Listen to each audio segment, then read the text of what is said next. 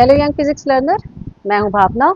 और जैसा कि मैंने आप लोगों को कहा था, आज से हम लोग न्यूमेरिकल शुरू करेंगे। आज मैं क्लास 12th के न्यूमेरिकल स्टार्ट करने वाली हूं और न्यूमेरिकल शुरू से शुरू करते हैं। आप लोग सीबीएसई बोर्ड हो, यूपी बोर्ड हो या आईसीएसई बोर्ड हो, क्लास 11th और 12th क्लास के बच्चों ने ये देखा होगा कि ये तीनों बोर्ड्स में अब जो न्यूमेरिकल का ट्रेंड है वो बढ़ रहा है।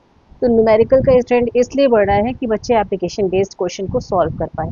तो आप लोगों को भी शुरू से ही यानी अप्रैल मंथ से ही प्रैक्टिस करनी चाहिए ताकि आप लोग न्यूमेरिकल को सॉल्व कर पाए और उससे डरे नहीं। तो चलिए आज स्टार्ट करते हैं इलेक्ट्रिक चार्ज और फोर्स के न्यूमेरिकल। ये वैसे पूरी एक चैप्टर है, एक यूनिट है जिसमें electric charge, electric force, Coulomb force, electric field और इलेक्ट्रिक फील्ड की एप्लीकेशन, ये इतने टॉपिक इस पूरी यूनिट में, और इलेक्ट्रिक डाइपोल एंड डाइपोल की एप्लीकेशंस, ये इतने टॉपिक्स हैं। आपको मैं हिंदी में भी बताऊंगी, टॉपिक के नेम इंग्लिश में भी बताऊंगी, और आप लोग उसको चाहे यूपी बोर्ड के बच्चे हो चाहे सीबीएसई बोर्ड के बच्चे हो, आप लोग उसको साथ ही साथ लगाएंगे अगर, तो ये श्योर है कि आप लोग न्यूमेरिकल कर पाएंगे। ठीक है, तो अभी फ़िलहाल आप लोग मेरे साथ में इलेक्ट्रिक चार्ज पर बेस्ड और कूलॉम फोर्स पर बेस्ड न्यूमेरिकल करेंगे। चलिए स्टार्ट करते हैं। तो देखिए, फर्स्ट ये न्यूमेरिकल आपके आपका पास है सामने। फर्स्ट न्यूमेरिकल है कैसी दिस इलेक्ट्रिक एक चार्ज पर। आवेशित चालक तो में आप लोग स्टेटमेंट 4000 आपकी स्क्रीन इलेक्ट्रॉन पे है, बाहुल्य आप में लोग ये है। स्टेटमेंट देखिए चालक में उपस्थित और कुल मैं आवेशों की इसको प्रकृति सॉल्व करती हूँ। बताइए। तो तो यहाँ पर प्रकृति आपको का मतलब है कि वो फोकस करना प्लस है चार्ज है या स्टेटमेंट पर, माइनस चार्ज और है। स्टेटमेंट से तो फिर डेटा कितने कलेक्ट इलेक्ट्रॉन्स करना से है। पहले तो आप मैं लोग आपको देखो स्टेप्स बता रही यहाँ हूँ, पर डेटा एन। कलेक्ट कर। तो फर्स्ट न्यूमेरिकल आपके पास है सामने। कैन सी दिस एक आवेशित चालक में 4000 इलेक्ट्रॉन बाहुल्य में है। चालक में उपस्थित कुल आवेशों की प्रकृति बताइए। तो यहाँ पर प्रकृति का मतलब है कि वो प्लस चार्ज हैं या माइनस चार्ज हैं। तो कितने इलेक्ट्रॉन्स हैं पहले तो आप लोग देखो यहाँ पर n इज़ इक्वल टू 4000 इतने इलेक्ट्रॉन्स हैं। और इसमें कितना कुल आवेश आएगा, तो आवेश के लिए फॉर्मूला क्या होता है, Q is equal to NE। अब ये बेसिक एक फार्मूला आप लोगों को पता होना चाहिए। n क्या है, नंबर ऑफ़ चार्जेस जो यहाँ दिए हुए हैं, और E इलेक्ट्रॉनिक चार्ज है। तो आप इलेक्ट्रॉनिक चार्ज की वैल्यू E की वैल्यू 1.6 10⁻⁻19 कूलम होती है। That is Q is equal to 4000 into 1.6 into 10⁻⁻19 आ जाएगी। अब आपका जो आंसर है वो आप मल्टीप्लाई करके निकालेंगे। 64 000 1 डेसिमल लग गया 10⁻⁻19, दैट इज़ 6.4 इंटू 10⁻⁻123, ये नहीं हो जाएगा, -16 कूलॉम। तो आपके पास ये आंसर आ गया। आंसर इतना मैच कर रहा है। यहाँ पर क्या लिखा हुआ है, इलेक्ट्रॉन बाहुल्य यानी कि एक्सिस में है। तो अगर इलेक्ट्रॉन एक्सिस में है तो ऑब्वियसली जो नेट चार्ज होना चाहिए वो माइनस में होना चाहिए। अगर प्रोटॉन एक्सिस में होते हैं तो नेट चार्ज प्लस में हो जाएगा। तो जो भी टोटल चार्ज होगा वो माइनस में होगा। इस तरीके से आप यहाँ पर क्वेश्चन को सॉल्व कर लेंगे। क्लियर है क्वेश्चन? नेक्स्ट आ जाते हैं।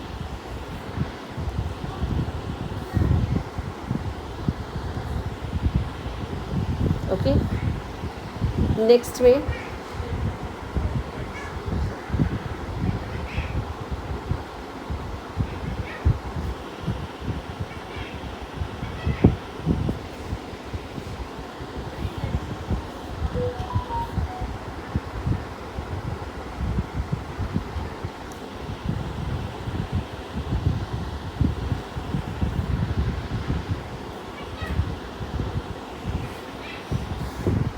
क्वेश्चन नंबर 2, एक चालक पर इतने कूलम का धन आवेश है, चालक पर कितने इलेक्ट्रॉनों की अधिकता होगी। तो सेकंड नंबर क्वेश्चन में क्या पूछा जा रहा है कि चार्जेस दिए हुए हैं Q 2.4 इंटू 10⁻⁻18 कूलम, इतने चार्जेस हैं और ये धन आवेश हैं यानी प्लस चार्ज में है, इलेक्ट्रॉनों की एक्सेस पूछी जा रही है। तो same formula Q is equal to N into E, that is आपका क्या हो जाएगा, N is equal to Q by E।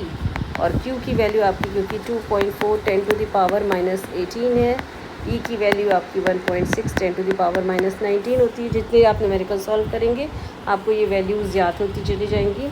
So N की वैल्यू आप इसी वैल्यू से निकाल लेंगे, आपका आंसर आ जाएगा।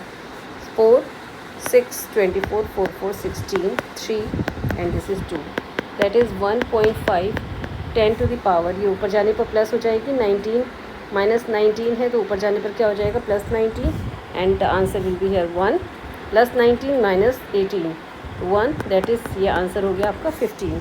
तो n की वैल्यू हो जाएगी 15। ओके 15 यहाँ पर एक्सेस चार्जेस हैं। अब एक्स्ट्रा चार्जेस जो हैं वो धन आवेश लिखा हुआ है टोटल चार्ज। धन आवेश का मतलब होता है यानी पॉजिटिव चार्ज का मतलब हुआ कि इलेक्ट्रॉनों की शॉर्टेज है, इलेक्ट्रॉनों की कमी है, और माइनस का मतलब होता है इलेक्ट्रॉनों की एक्सेस है। तो ये क्वेश्चन भी क्लियर हो गया होगा आप लोगों को। इसी तरीके से नेक्स्ट क्वेश्चन देख लो। एक चालक पे इतने कूलॉम का ऋण आवेश है, इस पर समान अवस्था में कितने इलेक्ट्रॉन, सामान्य अवस्था में कितने इलेक्ट्रॉन अधिक हैं। तो अधिक पूछा जा रहा है, ऋण आवेश है ऑब्वियसली, कितने इलेक्ट्रॉन यानी n पूछा जा रहा है। आपके पास सेम फार्मूला यहाँ अप्लाई करना है और नेक्स्ट क्वेश्चन आ जाएगा। उसी तरीके से क्वेश्चन नंबर 4 देख लो। एक चालक में 500 इलेक्ट्रॉनों की कमी है, इस पर आवेशों की मात्रा और प्रकृति बतानी। प्रकृति का मतलब ये पॉजिटिव चार्ज है या नेगेटिव चार्ज है, नेचर इसमें बताना है, वो आप निकाल लोगे। सेम आपका क्वेश्चन नंबर 9, क्वेश्चन नंबर 9 में अगर आप देखोगे तो क्या हो जाएगा,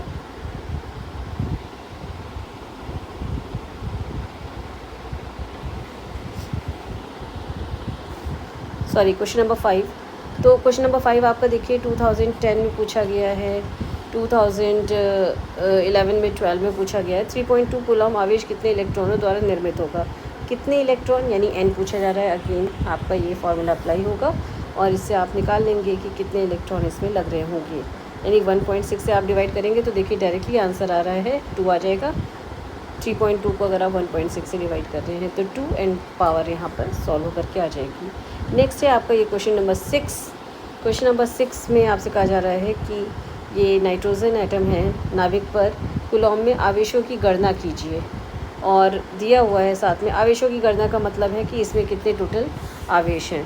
तो अगर मैं 6 न्यूमेरिकल लगाती हूँ यहाँ पर, तो इस न्यूमेरिकल में देखिए तो n7 n 14 का मीनिंग क्या होता है कि यहाँ पर 7 प्रोटॉन है तो 7 इलेक्ट्रॉन भी होंगे, और नाभिक कहा जा रहा है तो इलेक्ट्रॉन हम यहाँ यूज़ नहीं करेंगे। नाभिक का मतलब हो गया कि इसमें केवल प्रोटॉन और न्यूट्रॉन के बारे में बात हो रही है। यानी पहली चीज़ तो ये क्लियर हो गई कि ये प्लस चार्ज होगा। दूसरी चीज़ ये क्लियर हो गई कि इसमें n = 7 है, तो Q आपको निकालना है n × E से। अब जब आप E की वैल्यू यहाँ पे पुट करेंगे तो आपका आंसर आ जाएगा 7 × 1.6 × 10⁻⁻19। ये प्लस में रहेगा क्योंकि यहाँ पर इलेक्ट्रॉन नहीं है, प्रोटॉन है, तो प्रोटॉन पे प्लस 1.6 10⁻⁻19 का चार्ज होता है। तो अब आप इसको मल्टीप्लाई करके निकाल लेंगे। 16 7 112, नाउ 11.2 10⁻⁻19, और अब आपका आंसर यहाँ पर आ गया, दैट इज़ 11.2 10⁻⁻19 कूलॉम धनावेश। धनावेश प्रोटॉन है, इसलिए आपके पास यहाँ पर आंसर धनावेश आ रहा है। तो ये क्लियर हो गया आप लोगों को, ठीक है। नेक्स्ट चलते हैं। आप इसमें अच्छा एक चीज़ और देखिए कि ये क्वेश्चन नंबर 6 तक आपके सेम टाइप के क्वेश्चन हैं। ओके, अब मैं यहाँ आपको नेक्स्ट जो बता रही हूँ वो थोड़े से डिफरेंट टाइप के क्वेश्चंस आएंगे आगे। क्वेश्चन नंबर 7 में आप देखेंगे तो आप लोगों को दिख रहा है यहाँ पर, क्लियर है, रीज़न में देख रही है। यहाँ मैं थोड़ा सा जूम कर देती हूँ। ओके, क्वेश्चन नंबर 7 में भी आपका 2 प्रोटॉन दिए हुए, इनके मध्य लगने वाले बल का परिमाण बताना है, यानी मैग्नीट्यूड बताना है, और प्रकृति बतानी है। तो नेचर कैसा है, यानी बल का नेचर कैसा होगा, अट्रैक्टिव या रिपल्सिव, यानी वो या तो आकर्षण बल होगा या तो प्रतिकर्षण बल होगा। तो क्वेश्चन नंबर 7 में फोर्स के बारे में क्वेश्चन आ गया है। अब आप कौन सा क्वेश्चन कर रहे हैं, फोर्स के बारे में जब आप क्वेश्चन करेंगे तो इसमें क्या होगा कि आपको फोर्स का फॉर्मूला अप्लाई करना पड़ेगा, और फोर्स का फॉर्मूला जो होता है वो क्या है, Coulomb force. F = K Q1 Q2 / R। इसका सिंपल फार्मूला है। K की जो वैल्यू होती है वो होती है 1.4πε0 Q1। अब यहाँ पर sorry this one is only K value, तो यहाँ पर Q1 Q2 की रिक्वायरमेंट नहीं है, और इसकी जो वैल्यू आएगी वो आएगी 9 × 10⁻⁹। ε0 की वैल्यू कितनी होती है, जब भी आप कोई फार्मूला अप्लाई करें उसके सारे डेटा आपको पता होनी चाहिए। तो इतनी आती है एप्सिलॉन नॉट की वैल्यू। एप्सिलॉन नॉट का अगर आप यूनिट देखेंगे तो यहाँ पर आएगा कूलॉम स्क्वायर पर न्यूटन इंटू मीटर स्क्वायर। इतने डेटा आपको इस फॉर्मूले से रिलेटेड पता होने चाहिए बेसिकली। अब यहाँ पर जब फोर्स निकालना है तो 2 प्रोटॉन दिए गए हैं और इतने मीटर की दूरी पर रखे हुए हैं। तो 2 प्रोटॉन, एक प्रोटॉन पे कितना चार्ज होता है, ई के इक्विवेलेंट 1.6 10⁻19। तो अगर आपके पास 2 कूलॉम है तो यहाँ पर आपको ई Q1 और Q2 की जगह पर ई की वैल्यू पुट करनी है। सो F इज़ इक्वल टू, आप यहाँ पर वैल्यू पुट करके देखेंगे 9 × 10⁻9, मैंने K की वैल्यू पुट कर दी यहाँ पर। E 1.6 10⁻19, again E 1.6 10⁻19 divided by R square.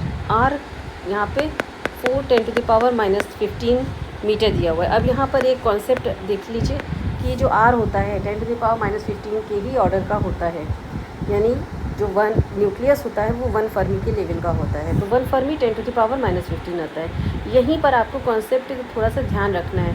ये न्यूमेरिकल में यूज़ नहीं हो रहा है, लेकिन ये कॉन्सेप्ट आपका कहीं ना कहीं आगे काम आना है। तो आपके पास कॉन्सेप्ट जब भी आप न्यूमेरिकल लगाते हो तो आपके बेनिफिट्स कितने हैं, एक आपकी कैलकुलेशन की प्रैक्टिस होती है, एक आपको फार्मूला याद होता है, एक आपको कॉन्सेप्ट्स क्लियर होते हैं एप्लीकेशन बेस्ड। सो आपको यही करना है जो मैं यहाँ पर आपको बताती जा रही हूँ। इसी पैटर्न से न्यूमेरिकल आप सॉल्व करेंगे। तो आप यहाँ पर देखो, इसको सॉल्व करने का तरीका आपको पता करना है। 9, पहले हम पावर सारी सॉल्व कर लेते हैं। -90 -38 हो गया, -38 और +9, तो ये कितना हो जाएगा -29। एम आई राइट? देखिए अब यहाँ पर आपका नीचे में कितनी पावर आएगी, 10 टू द पावर -15 का स्क्वायर, दैट इज़ -30 हो गया। 15 का डबल हो जाएगा, पावर यहाँ पे डबल हो जाएगी जब हम स्क्वायरिंग कर रहे होते हैं, इनटू। अब यहाँ पर जो टर्म्स बचे हैं आपके वो लिख लीजिए, 1.6 डिवाइडेड बाई 4। आपके पास 4 जो बचा है वो, क्योंकि स्क्वायर टर्म है इसलिए 4 आएगा। इसको आप सॉल्व कर लीजिए।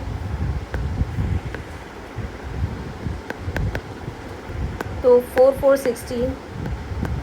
16, आपके पास बचा 4 4 16, 16 9 144, ओके 144, और बाकी बची पावर।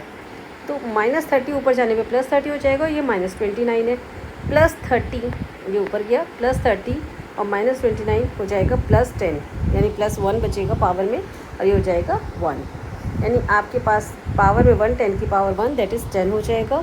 और ये जो आपके टर्म 2 बचे हुए हैं इसको आप -2 लेंगे, तो 10 की पावर +1 और 10 की पावर -2 ये टर्म बचे, दैट इज़ आपका जो ओवरऑल आंसर आ रहा है वो कितना आ रहा है, -1 आया 14.4 न्यूटन। इतने, क्योंकि फोर्स है तो यूनिट आपको लगानी है न्यूटन।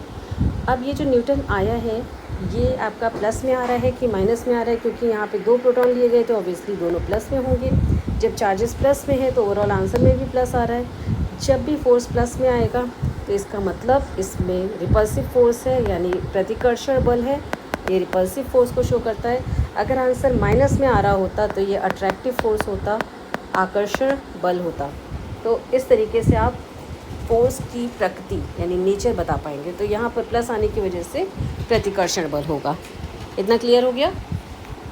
चलिए नेक्स्ट क्वेश्चन पर आ जाते हैं।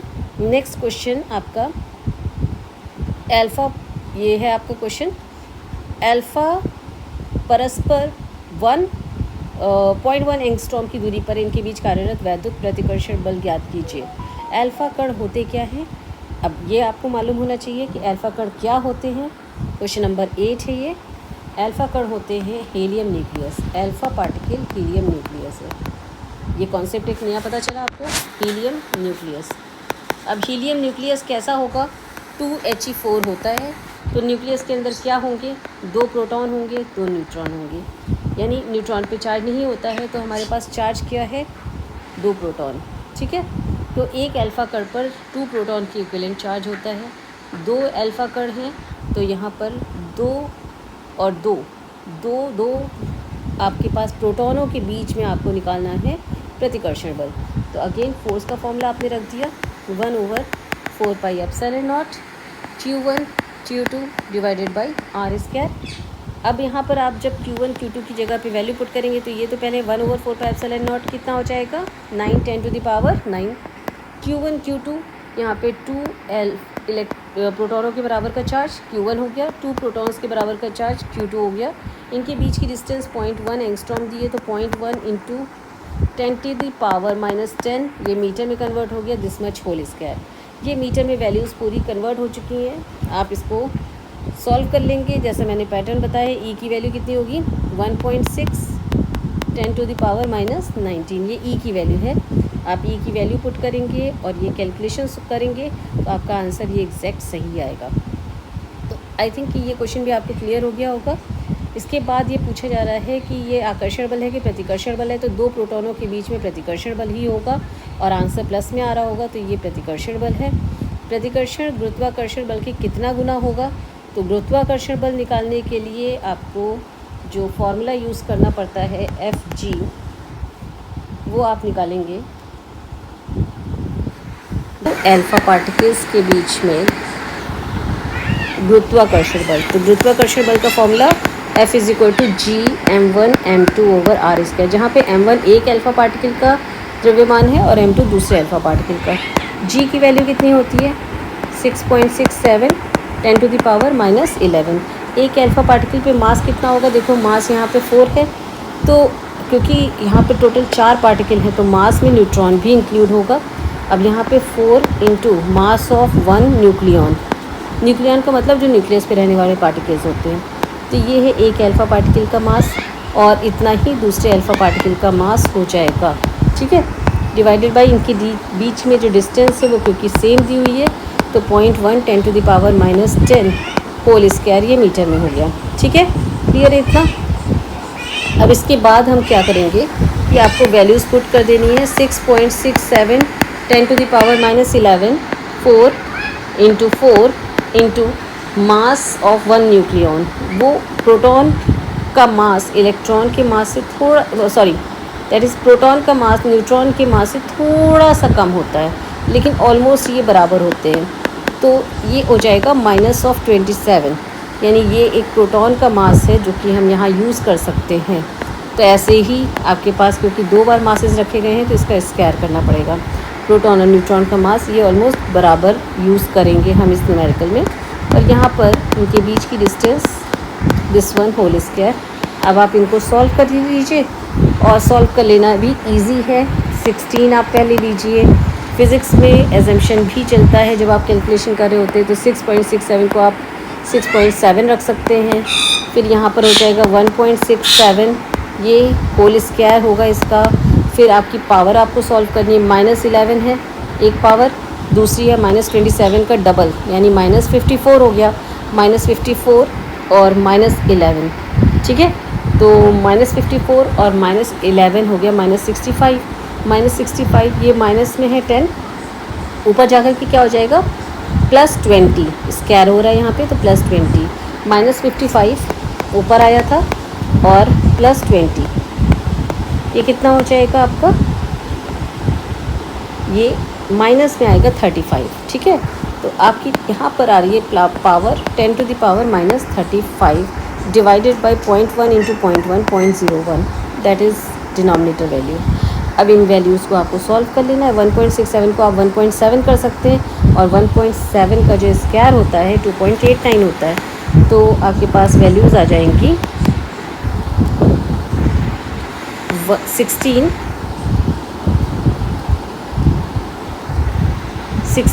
इंटू 6.7 इंटू 1.7 मैंने इस वैल्यू को कर दिया है, तो यहाँ पर 17 का स्क्वायर होता है 289, तो यहाँ हो जाएगा 2.89 okay into 10 to the power -35 divided by 0.01 को 10 टू द पावर -2 कर सकते हैं, ऊपर जाके 10 टू द पावर +2 हो जाएगा, डिवाइडेड बाई 1 हो गया। एंड नाउ ये जो आपकी वैल्यूज़ हैं इसको आपने 2.9 कर दिया almost. 16 into 6.7 into 2.9 into 10 to the power -33, इसको आप मल्टीप्लाई करके सॉल्व कर लीजिए। इसका आंसर आ जाएगा आपका कितने टाइम्स होगा, ये आंसर आ जाएगा। देखो यहाँ -33 आ रहा है ना, तो इसका मतलब है कि ये जो ग्रेविटेशनल फोर्स है वो वैल्यू कम दे रहा है, जबकि इलेक्ट्रिकल फोर्स की वैल्यू ज़्यादा आ रही है।